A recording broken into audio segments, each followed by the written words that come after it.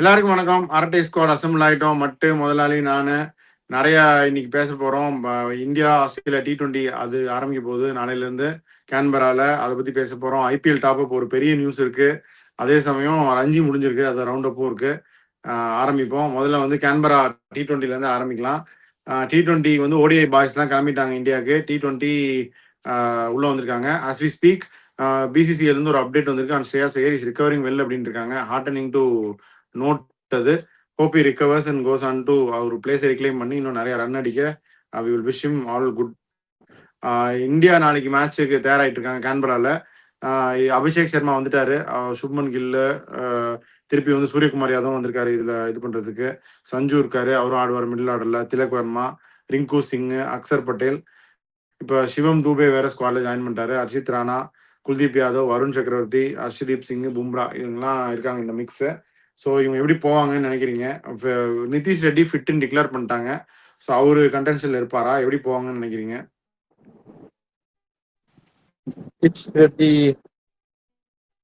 போன இந்த Asia cup ஜெயிச்ச டீம் வச்சு தான் போவாங்க. பும்ரா திருப்பி வந்துட்டாரு. ஸோ பும்ரா சிராஜ் அந்த கண்டிஷன்ஸ் வேற இல்ல வெற்றி. ஆமா, குல்தீப் யாதவுக்கு பதிலாக இப்ப யாரோ ஒருத்தர் தான் வருவாங்க. ஆனா ஹர்ஷதீப்பும் இன்னும் லைன்ல இருக்காரு. ஸோ 3 ஸ்பெஷலிஸ்ட் பவுலர்ஸோட போலாம். பும்ரா, சிராஜ், ஹர்ஷதீப். இல்ல 2 fast bowlers plus Nitish Reddy plus Shivam Dube ஒரு ஃபாஸ்ட் பவுலர். இல்ல சிவம் துபே கண்டிப்பா இருப்பாரு. அதான் ஹர்ஷித் ராணா ஸ்லாஷ் சிவம் துபே தான். பட் தெரியல, எனக்கு தெரிஞ்சு ஹர்ஷதீப் திரும்ப உட்காரிப்பாங்கன்னு நினைக்கிறேன். ஹர்ஷித் ராணா பும்ராவோட போவாங்களா? ஹர்ஷித் ராணா, பும்ரா, தூபேவும் வச்சுட்டு இவங்க வந்து வருண் சக்கரவர்த்தி, குல்தீப்ல ஒருத்தர் தான் ஆடுவாங்களா? அப்ப இன்னொரு 300 சரி, வாஷிங்டன் சுந்தர் ஆடுறதுக்கு வாய்ப்பு இருக்குமா? வாஷிங்டன் சுந்தர் கஷ்டம். ஸ்குவாட்ல இருக்காராண்ணா? ஸ்குவாட்ல இருக்காருன்னு தான் நினைக்கிறேன். வாஷிங்டன் சுந்தர் ஸ்குவாட்ல இல்லன்னு நினைக்கிறேன்.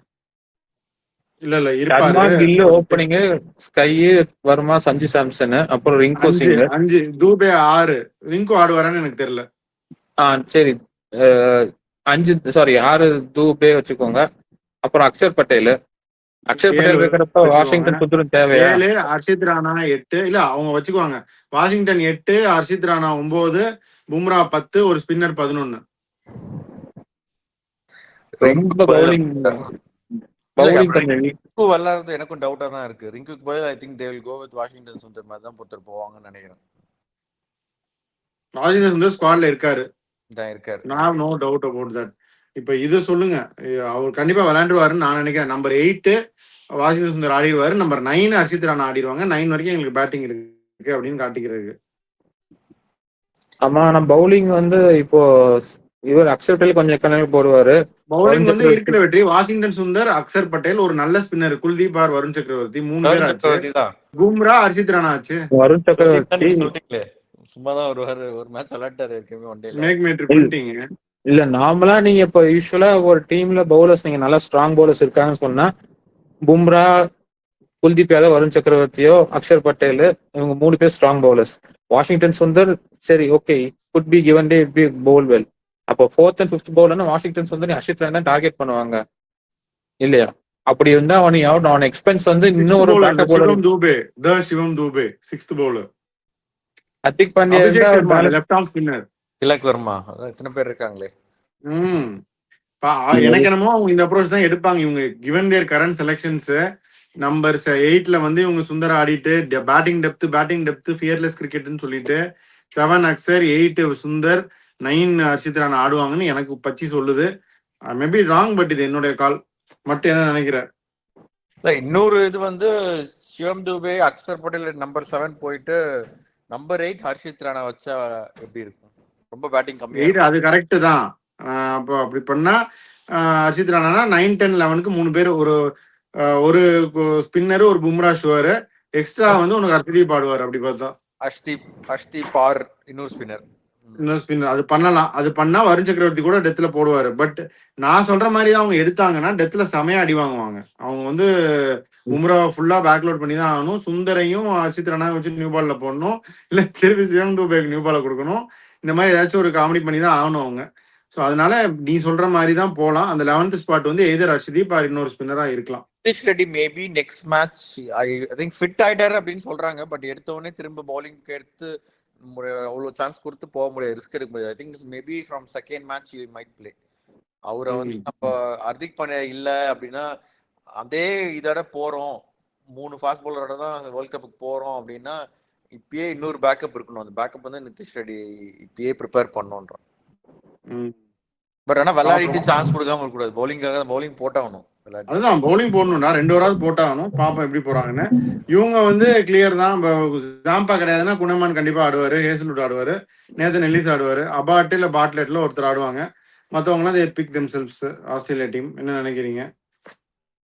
அதான் அவங்களோட ஸ்டாண்டப் இது என்ன, கிரீன் கிடையாது, அதனால ஸோ இவங்க மற்றவங்க சான்ஸ் இருக்கு. கிரீன் வந்து ஷெஃபீல்ட் ஆடிட்டு ஹேசல்வுட் ஃபர்ஸ்ட் 2 மேட்ச் மட்டும் ஆடுறாரு. இங்கிலீஷும் வந்துட்டார்.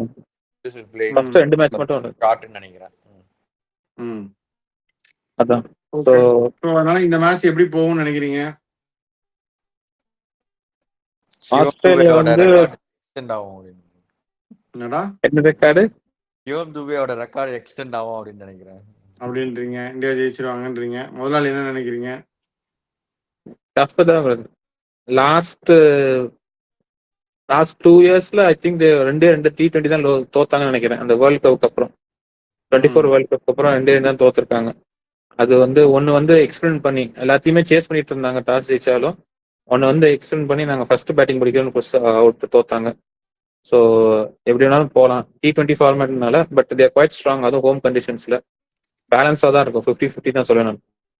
ஓகே, நான் இந்த கண்டிஷன் கொஞ்சம் லோ ஸ்கோரிங் அப்படின்றாங்க. Spinners will have a role, large boundaries. So India play the spin cards properly அப்படின்னா இந்தியா மைட் வின் அப்படின்னு தான் நானும் நினைக்கிறேன். பாப்போம். முதலாளி வந்து நியூட்ரல்ட்டாரு, நானும் மட்டும் இந்தியா ஜெயிப்பாங்கன்னு ஒரு ஆசைப்படுறோம். பாப்போம் என்ன ஆகுதுன்னு. சரி, அப்படியே ஐபிஎல் நியூஸ், இந்த மெகா நியூஸ் சொல்லுங்க. ஐபிஎல் ஆரம்பிச்ச காலத்திலே ஐபிஎல்க்கு நேர்ந்து விட்டவர்கள்ல ஒருத்தர், முக்கியமான ஒருத்தர் வந்து நரேனு, ரசல்லு, போலார்டு அப்படின்னு தான் சொல்லுவாங்க. யாராக இருந்தாலும் பிராவாவையும் சேர்த்துக்குங்க.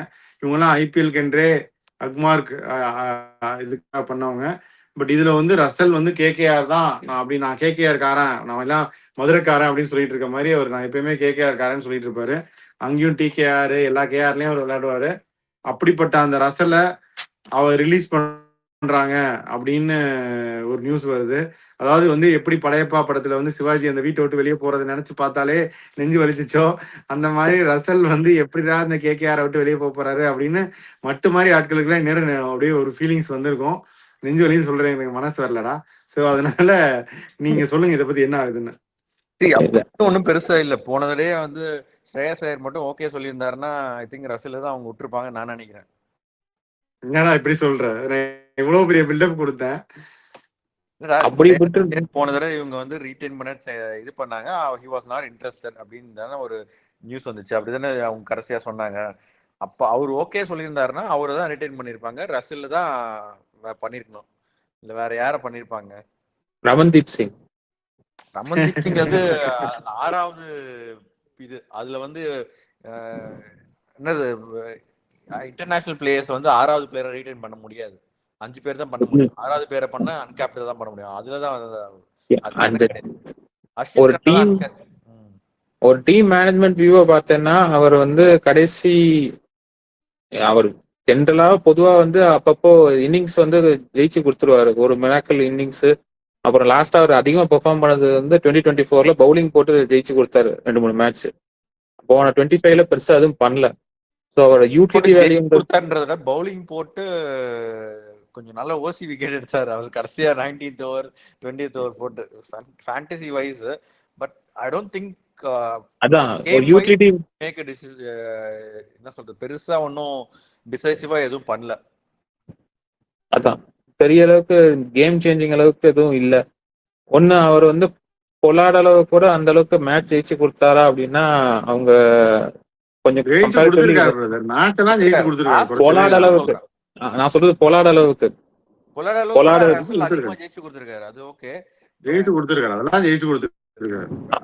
கடைசியா இப்போ கடைசி ஃபியூ இயர்ஸ் அவ்வளவு பெருசா கான்ட்ரிபியூஷன் இல்லாதப்ப டீம் மேனேஜ்மெண்ட் படி பார்த்தா அவரை டிராப் பண்றதோ இல்ல அவரை ரிலீஸ் பண்றதோ வாஸ்தவம் தான். இல்ல ரிலீஸ் பண்ணி இன்னும் பெட்டர் பிரைஸ்க்கு வாங்கிக்கலாம், வேணா ரீடைன் பண்ணிக்கலாம்.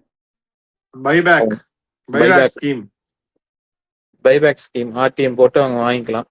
இல்ல அவங்க வந்து மும்பை இந்தியன்ஸ் மாதிரி பொல்லாட வந்து இதுக்கு இன்டகிரேட் பண்ண மாதிரி அவரை வந்து இந்த ஸ்டாஃப்ல இன்டகிரேட் பண்ணிக்க வேண்டியதான். ஏற்கனவே பிராவோ இருக்காரு, அது வேற பிராவோ அந்த சிஎஸ்கே வந்துருவான்னு சொல்லிட்டு இருக்காங்க. அப்படின்னா ஒரு இடம் காலியா இருக்கு, அந்த இடத்துல வந்து அவர் இன்டிகிரேட் பண்ணிக்க வேண்டியது. பாப்போம் என்ன ஆகுதுன்னு. பட் பொலாட் மாதிரி எனக்கு என்னமோ இவரை அவங்க ரிலீஸ் இதெல்லாம் வந்து பண்ணாங்கன்னா அவர் ஐபிஎல் ரிட்டையர் ஆயிட்டேன் அப்படின்னு தான் சொல்லுவாரா? டீல் மட்டும் அதுதான் நானும் நினைக்கிறேன். அவர் கேகேஆர்ல இருந்துட்டு கேகேஆரோடய அப்படியே போயிருவாருன்னு நினைக்கிறேன். போயிருவாருன்னா ஐபிஎல் விட்டு போயிருவாருன்னு சொன்னேன்டா. இல்ல பொலாட்னா வெறும் மும்பைக்கு மட்டும் தான் விளையாடி இருக்காரு. இவர் ஏற்கனவே டெல்லிக்குலாம் விளையாடி இருக்காருல்ல. நாட் லைக் இல்ல அதே மாதிரி வெங்கி மைசூரும் வந்து ஆமாடா வந்து அதுக்கப்புறம் விருப்பம் இல்ல அவருக்கு. அதுக்கப்புறம் இங்க ஒரு லெஜெண்ட் ஆயிட்டாரு அவரு. அதான் வெங்கி மைசூரும் ஒரு லாயல்டி பாக்குறாரு. அதனாலதான் அவர் அதனாலதான் நிதிஷ் ராணா விட்டாங்களா? நிதிஷ் ராணா வெங்கடேஷ் தேடி தேடி பார்த்தாருன்னா இப்ப ரொம்ப லாயல்டி பார்த்தாருன்னா அடுத்த வருஷம் வெங்கி மைசூர் இருக்க மாட்டாரு. சிஎஸ்கேலயே வந்து கட்டிட்டு இருக்காங்க. திட்டுறதெல்லாம் அவர் வெங்கி மைசூர் தான் திட்டுறாங்க.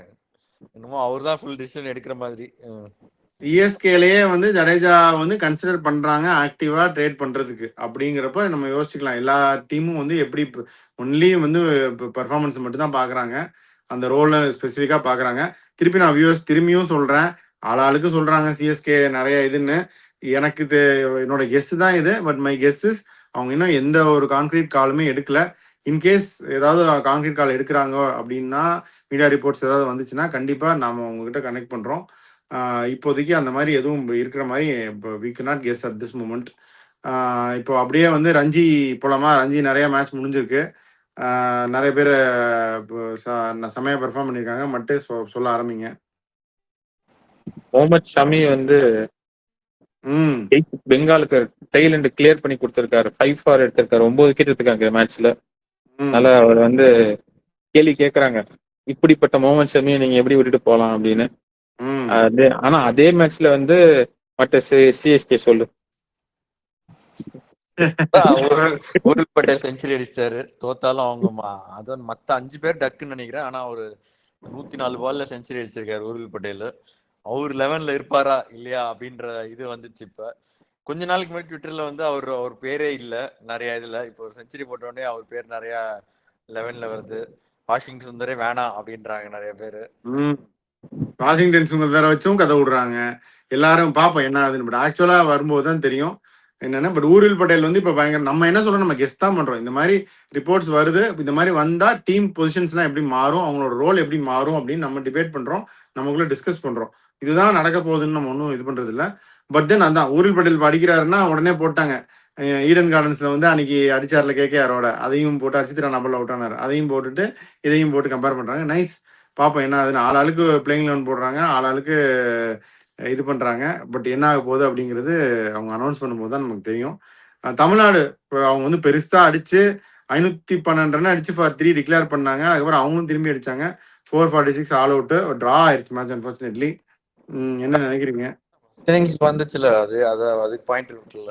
அந்த 3 பாயிண்ட் கிடைச்சதே பெரிய விஷயம் நினைக்கிறேன். அதுவே பெரிய விஷயம். கரெக்ட். சொல்லுங்க. அதான் ஜஸ்ட் மிஸ். அது போயிருந்தா நம்ம ஃபர்ஸ்ட் இன்னிங்ஸ் லீடு விட்டுருப்போம். அதாவது முன்னாடி வந்து நம்ம எப்பயுமே வருத்தப்படுவோம், அதாவது இந்தியா வந்து பெரிய ஸ்கோர் அடிச்சுட்டு இவங்களை கண்ட்ரோல் பண்ண முடியாம செகண்ட் இன்னிங்ஸ் வந்து டெய்லண்டர்ஸ் அவுட் ஆக்க முடியாம அப்படியே ஸ்கோர் போய்கிட்டே இருக்கும் டெஸ்ட் மேட்ச்ல. இந்த மாதிரி இவங்க 500 தாண்டிடும்னு நினைச்சேன், நல்ல வேலை தாண்டல. ஸோ அட்லீஸ்ட் ஒரு 3 பாயிண்ட் கிடைச்சதுன்னு சந்தோஷம் தான். அடுத்து எப்படி டிக்ளேர் பண்ணீங்க அப்படின்ற மாதிரி ஆயிடுச்சு. கிரீஸ் டெப்பா எப்படி உதச்சேங்கிற மாதிரி ஆயிடுச்சு. அதே மாதிரி கருண் நாயர் பேட்டி கொடுத்துருக்காரு, நான் என்ன வந்து அன்ஃபேரா ட்ரீட் பண்ணிட்டாங்க, எனக்கு வந்து வாய்ப்பே கொடுக்கல அப்படின்னு. அதாவது பஸ்ல ஏறி இறங்கி ஹோட்டல்ல செக்இன் பண்ணி செக் அவுட் பண்ண அபிமன்யு ஈஸ்வரனே அமைதியா இருக்காரு. சரி பாவம், ட்ரை பண்றாரு, ட்ரை பண்ணட்டும். எனக்குமே முயற்சி பண்றவங்க நம்ம எதுவுமே சொல்லக்கூடாது. அவர் முயற்சி பண்ணட்டும், அது வெற்றி அடைஞ்சா நமக்கு வாழ்த்துக்கள், நல்லா வரட்டும். பட் அந்த எஃபர்ட் அவர் எடுக்கிறாரு அப்படிங்கிறது அப்ரிஷியபிள். பட் அவர் வந்து இதை அன்ஃபேர்ன்னு சொல்றதை மட்டும் என்னால ஏத்துக்க முடியல. லைட்டா எனக்கு கொஞ்சம் இதாகுது. இதை விட நிறைய பேர் அன்ஃபேரா ட்ரீட் பண்ணியிருக்காங்க. But he has to keep performing and perform பண்ணா எனிதிங் கேன் ஹேப்பன். நீங்க ஏதாவது சொல்றதுன்னா இதை பத்தி சொல்லுங்க. இல்ல, அவருக்கு வந்து அவர் செகண்ட் சான்ஸ் கேட்டாரு, செகண்ட் சான்ஸ் கொடுத்தாங்க, கூட்டு போனாங்க. அன்ஃபேர்னா சரி, இங்கிலீஷ் கண்டிஷன்ஸ் திடீர்னு போட்டு விளையாட ஜெயிச்சு கூட அப்படின்னு சொல்றது கொஞ்சம் கஷ்டம் தான், இல்லைன்னு சொல்ல. ஆனா அவர் மட்டும்தான் அவைலபிளா இருக்காருன்னா பரவாயில்ல. இந்த lot of people waiting to get into this group. அப்படி இருக்கிறப்ப ஆனா இங்கிலீஷ் கண்டிஷன்ஸ் சொல்ல முடியாது. அதே கண்டிஷன்ல எத்தனை பேர் செஞ்சுரி அடிச்சாங்க, எத்தனை பேர் அடிச்சாங்க. இட்ஸ் நாட் லைக் அது வந்து இருக்கலே அந்த அதுல டாப் 5ல 4 பேர் இந்தியன் பேட்டர்ஸ் நினைக்கிறேன் அந்த சீரிஸ். எல்லாருமே நல்லா பெர்ஃபார்ம் பண்ணாங்க. ஸோ இட்ஸ் நாட் லைக் என்ன சொல்றது, பிச் பயங்கர ஸ்விங் ஆச்சு, ஒண்ணுமே பண்ண முடியாது, டிபிக்கல் இங்கிலீஷ் இது அப்படிலாம் ஒண்ணுமே சொல்ல முடியாது. ரொம்ப பேட்டிங் பிச்சு. அவருக்கும் நிறைய வந்து ஸ்டார்ட்லாம் பண்ணி அதை இது பண்ண முடியல, அவ்வளவுதான். மும்பை ஃபாலோ ஆன் பண்ணி அவங்களும் ஜெயிக்க முடியல அவுட் ரைட்டா. செகண்ட் இன்னிங்ஸ் வந்து நல்லா ஆடிட்டாங்க சத்தீஸ்கர். ஸோ அவங்களுக்கும் ஒரு அவுட் ரைட் வின்னு போச்சு. ஃபர்ஸ்ட் இன்னிங்ஸ் லீடு தான் கிடைச்சது. வேற ஏதாவது இன்ட்ரெஸ்டிங்கா நடந்துச்சா ரஞ்சில சொல்லுங்க. நபி அவர் 10 விக்கெட் அதை வந்து யாரும் இந்தியா கூட எடுக்க மாட்டீங்க அப்படின்றாங்க. I think more then that அவர் கொஞ்சம் ஸ்பீட் கம்மியா போடுறாரு. நெதர்லாண்ட்ல இருந்து நல்லா போடலாம், அதனாலதான் இது பண்ண மாட்டாங்க அப்படின்னு சொல்றாங்க. பட் ஆனா அவர் கன்சிஸ்டன்டா விக்கெட் எடுத்துட்டு தான் இருக்காரு. லாஸ்ட் சீசன் ஹையஸ்ட் பேசர், அவர்ல highest number wickets for pacer in Ranji trophy. இந்த வருஷம் நல்லா தான் போட்டாரு. என்ன நம்ம இந்தியா டீம் வந்து ரஞ்சி ட்ரோஃபி இதுக்கு முன்னாடி அனௌன்ஸ் பண்ணிட்டாங்க.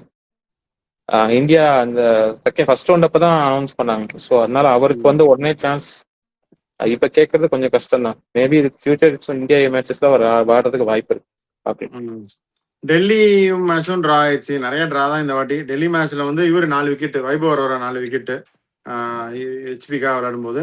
மாயங்க் டக்கர் 17 ஓவர் போட்டு விக்கெட்டே எடுக்கல. நான் இதுதான் சொல்ல நினைக்கிறேன். சாய் கிஷோரும் பார்த்தீங்கன்னா விக்கெட்லெஸ். மாயங்க் டக் இவங்களாம் வந்து ரொம்ப ஸ்பெஷலைஸ் T20 பவுலர்ஸ் ஆயிட்டாங்க. லைக் விக்கெட் வந்து ஒரு மாதிரி கண்டெயின் பண்றதுக்கு போட்டு அந்த மாதிரி மாயங்க் டக்கர், சாய் கிஷோர், ஒரு மாதிரி இந்த அஜித் ராமும் அப்படிதான் கன் பவுலர், நான் இல்லைன்னு சொல்லல. பட் வந்து ரொம்ப விக்கெட் அதாவது ரன்னே வராது, சரசரன்னு ஓவர் போட்டு போயிடுறாங்க. ஸோ அந்த மாதிரி ஒரு இதுக்குள்ள போறாங்கன்னு தோணுது. பார்ப்போம். ஒரு மேட்சா இருக்கலாம், maybe entirely wrong also. But ஒரு இது ஒப்பீனியன் சொல்றேன். வேற ஏதாவது இன்ட்ரெஸ்டிங்கா இருந்தா சொல்லுங்க. சாய் கிஷோர் வந்து ஒரு விக்கெட் எடுத்தான்னு நினைக்கிறேன். மற்றபடி நீ சொன்ன மாதிரி அதான் பெருசளவுக்கு இம்பாக்ட் எதுவும் இல்லை. 30-35 ஓவருக்கு மேல போட்டு அவங்களை ஆல் அவுட் ஆகி இப்ப கெய்க்வாட் வந்து 2வது மேட்ச் 2 மேட்ச்ல 2 மேன் ஆஃப் தி மேட்ச் வாங்கியிருக்காரு. 2 செஞ்சுரி பண்ணிட்டாருன்னு நினைக்கிறேன் பிருத்வி ஷா. ஆமா. அதுக்கு சொல்லுங்க. இப்ப பிருத்வி ஷாக்கு ஐபிஎல் கான்ட்ராக்ட் கிடைக்கும் யாரோட நான் நம்புறேன். சிஎஸ்கே சொல்றீங்களா? நானாச்சு ஏதாச்சும் ஒரு கான்ட்ராக்ட் கிடைக்கும்ன்ற. அவர் சிஎஸ்கேன்றாரா? யாரு நீதான்டா.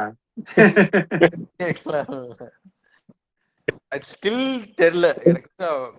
பெர்ஃபார்மன்ஸோட அந்த சண்டை போட்டது அதெல்லாம் ஐ திங்க் ஸ்டில் இன்னும் teams look at him. But எனக்கு இன்னும் கண்டிப்பா கான்ட்ராக்ட் கிடைக்குமான்னா தெரியல. ஓகே, பாப்போம் என்ன ஆகுதுன்னு. ஸோ இப்போதைக்கு இவ்வளவுதான். இந்தியா மேட்ச் T20 நாளைக்கு என்ன ஆகுதுன்னு பார்ப்போம். முடிச்சதுக்கப்புறம் அதை பத்தியும் பேசுவோம். இந்த ஒரு ஆண்ட்ரே ரசலோடைய மெகா சைஸ் ஐபிஎல் நியூஸ் தான் நம்ம டிஸ்கஸ் பண்ணோம். அதை பத்தி நீங்க என்ன நினைக்கிறீங்கன்னு சொல்லுங்க. பிரியாணி பஞ்சாயத்து முடிஞ்சது. 2 பேருக்கு சிறப்பா பிரியாணி கொடுத்துட்டோம். காளிராஜன் அவருக்கு கொடுத்துருக்கோம் அண்ணா நகர்ல. அதுக்கப்புறம் தெய்வ கணபதி வெஸ்ட் தாம்பரம் பிரியாணி கொடுத்துட்டோம் 9Kக்கு. இன்னும் 2-3 பேருக்கு நீங்க ரெஸ்பாண்டே பண்ணலப்பா, அதனால கொடுக்க முடியல. நீங்க கரெக்டா ரெஸ்பாண்ட் பண்ணுங்க. கமெண்ட் மட்டும் பண்ணிட்டு விட்டுறாதீங்க. பிரியாணி வேணும் அப்படின்னா நம்ம டீம்ல இருந்து கம்யூனிகேட் பண்ணும்போது அதுக்கு நீங்க ரிப்ளை பண்ணி அட்ரஸ் கொடுத்தாதான் பிரியாணி கொடுக்க முடியும். கமெண்ட்டுக்கு மட்டும் பிரியாணி கொடுக்க முடியாது. ஸோ இப்போதைக்கு இவ்வளவுதான். மட்டன் நேற்று நிறைய பேர் மிஸ் பண்ணீங்க. மட்டுக்கு பிரியாணி எங்கேயோ சாப்பிட்டா என்னன்னு தெரியல, கொஞ்சம் உடம்பு சரியில்லை. மட்டு இப்போ ஃபிட் ஆகிட்டு வந்துட்டாரு உங்களோட ரெக்கார்ட் பண்றதுக்கு. ஸோ இப்போதைக்கு இவ்வளவுதான். நீங்க சொல்றதை சொல்லுங்க. We can close. We'll keep you posted on further updates. I'll sign off with this Spot. Bye.